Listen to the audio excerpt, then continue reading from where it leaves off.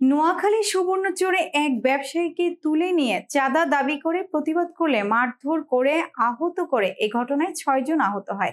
আহতরা সুবর্ণচর উপজেলা স্বাস্থ্য কমপ্লেক্সে চিকিৎসাধীন আছেন।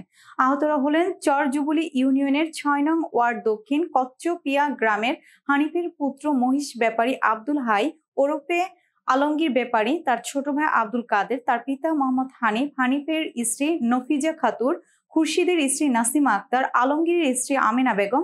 ঘটনাটি ঘটে 1 সেপ্টেম্বর রবিবার রাত 9টায় চর জুবিলি ইউনিয়নের 9 নং ওয়ার্ড দক্ষিণ চর মহিউদ্দিন গ্রামের ডাবনার সমাজে। আহত ভুক্তভোগী মহিষ ব্যবসায়ী আব্দুল হাই ওরফে আলমগীর বলেন, 1 সেপ্টেম্বর দক্ষিণ সেলিম বাজারে তিনি ব্যবসায়ী কাজে যান। সন্ধ্যার পর 9 নং ওয়ার্ড দক্ষিণ চর মজিদ গ্রামের হক সাহেবের পুত্র পারভেজ, জসিম ব্যাপারীর পুত্র নুরুদ্দিন তাকে জিম্মি করে হুন্ডায় তুলে ডাবনার সমাজে বেচুর দোকান নিয়ে যায়। সেখানে তার কাছ থেকে 1 লাখ টাকা চাঁদা দাবি করে আমি দিতে অস্বীকৃতি জানালে দক্ষিণ চর মহিউদ্দিন গ্রামের হক সাহেবের পুত্র পারভেজ, জসিম ব্যাপারী নূর উদ্দিন, মজেল হকের পুত্র মোহাম্মদ ফারুক মাস্টার, কামাল উদ্দিন, রফিকের পুত্র হারুন, খলিল উল্লাহর পুত্র সুমন, মাইন উদ্দিনের পুত্র মামুন সহ অজ্ঞাত 5 এবং 6 জনের একদল সন্ত্রাসী তাকে মারধর করে রক্তাক্ত করে খবর পেয়ে আলমগীরের বাবা, মা, ভাই বোন, স্ত্রী তাকে বাঁচাতে এলে তাদেরকেও এলোপাতাড়ি পিটিয়ে রক্তাক্ত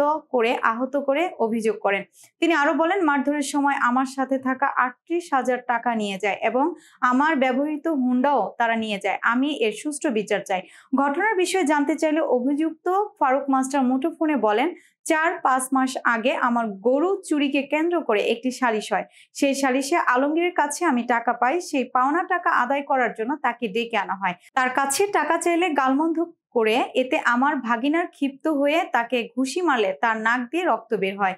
চরজপুর থানার অফিসার ইনচার্জ কাউসার আলম ভুইয়া বলেন, লিখিত অভিযোগ পেয়েছি, তদন্ত করে আইনি ব্যবস্থা নেওয়া হবে। আমি কালকে সেলিম বাজার গেছিলাম। সেলিম বাজার আমি ওখানে গেছি, আমি কিছু টাকা পামো, টাকা এগুলো গেল ওখানে বই চা খাইতেছি। ওখান থেকে আমার জসিম ভাইয়ের ছেলে আর একটা হক সাহেবের ছেলে ওখান থেকে আমার জোর করে ফিরি আমার ওখানে মারধর করে এখান থেকে নিয়ে আসছে। সে বেচের দোয়া না আনে আমার ব্যাপক মারধর দিয়ে আমার রাস্তার ফালা রেখেছে। আমার কোনো হোশ ছিল না। বড় ভাইও গেছে, বের পরে আমার বড় ভাইও মারধর করছে, আমার বাপ গেছে, বাপুরাও মারধর করছে। আমার মা ছিল, বোন ছিল, আমার ওয়াইফ ছিল, তাদেরকেও আমার মারধর করছে। আমি এই বিএমপি আগেও ছিলাম, এখনও আছি। কিন্তু বিএমপি থাকা সত্ত্বেও আমি কেন এই আমলিক মাস্টার মাঝি আপনার আমলিক করি, ক্যালাপ টালাপ করি, আপনার আমলিকের বগুন্ডা আর বগুন্ডা আপনার এই মামলাগুলো বাজি আমারও অত্যাচার মারধর করি। আমার টাকা ছিল 38,000 টাকা নিয়ে গেছে। মিডিয়ার মাধ্যমে এটা সুস্থ বিচার চাই। গেছিলাম আমার বাইরের খবর শুনি, আমার বাইরে সেখানে বান্ধি থুইছে, মারধর করি। বান্ধি দেওয়ার পরে সেখানে খবর শুনি গেলাম, উল্টা আমাদেরকে সব মারধর করছে।